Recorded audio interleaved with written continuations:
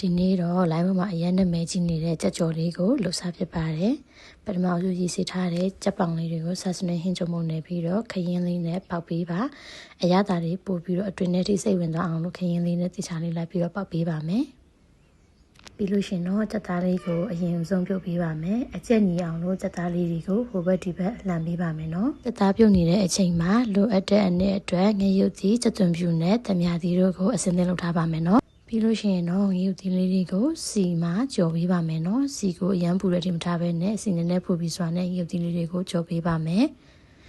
ငရုတ်သီးလေးတွေဒီအနေထားရပြီဆိုလို့ရှိရင်တော့ချထားပါမယ်နော်ပြီးလို့ရှိရင်တော့ကြက်သွန်ဖြူခွာထားပါမယ်ပြီးရင်ခွာထားတဲ့ကြက်သွန်ဖြူနဲ့ခုနကကြော်ထားတဲ့ငရုတ်သီးတို့ကိုကြည်ညက်နေအောင်ထောင်ပေးပါမယ်နော်ထောင်ထားတဲ့ငရုတ်သီးနဲ့ကြက်သွန်ဖြူကိုကြည်ညက်ပြီဆိုလို့ရှိရင်အချင်းအတွက်တံမြာသီးလေးညှစ်ပေးပါမယ်ပြီးလို့ရှိရင်တော့အချို့အတွက်စော့လေးအနှဲငယ်နဲ့တကြားအနှဲငယ်စားဟင်းကြုံမှုအနှဲငယ်စီထည့်ပါမယ်နော်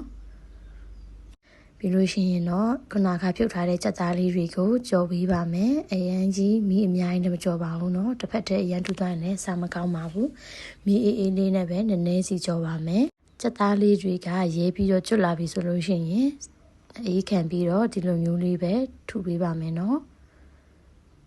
ပြီးတော့လို့ရှိရင်တော့ခုနကဆက်ထားတဲ့ငရုတ်သီးကြက်သွန်လို့နဲ့ကြက်သားလေးကိုအရသာစိတ်ဝင်သွားအောင်တခြားလေးဟိုဘက်ဒီဘက်တခြားလေးထည့်ပေးပါမယ်နော်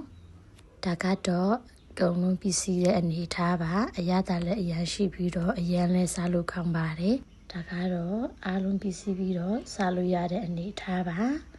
ဒါလေးကတော့ထမင်းလေးနဲ့ကြက်ပောင်လေးနဲ့ကိုတခြားလေးပြင်ဆင်ထားတဲ့ပိုရှင်ပုံစံလေးပဲဖြစ်ပါတယ်လာပြီးလို့စားကြည့်နော်အရင်စားလို့ကောင်းပါတယ်